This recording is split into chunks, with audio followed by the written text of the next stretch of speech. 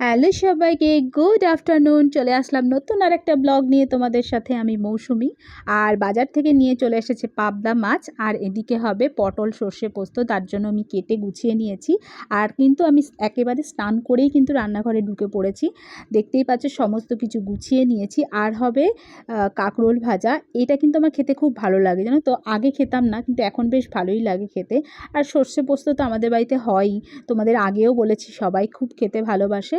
তো সেই কারণে এটাকে মাঝে মাঝেই করা হয়। আর বাইরে এতটাই বৃষ্টি হচ্ছে, কখনো বৃষ্টি কখনো মানে রোদ তো উঠছেই না, বেশ ভালোই বৃষ্টি হচ্ছে, কখনো অল্প কখনো বেশি। তো যত তাড়াতাড়ি রান্নাটা সেরে বেরিয়ে যেতে হবে মেয়েকে নিয়ে আসতে। বাইরে দেখো অঝোর ধারায় বৃষ্টি হচ্ছে, ভীষণভাবে বৃষ্টি হচ্ছে। এবার কিন্তু মেয়েকে আনতে বেরিয়ে পড়েছি আমরা। আর দেখো কালো আকাশটা হয়ে রয়েছে, মেঘ করে রয়েছে, আবারও মনে হয় নামবে।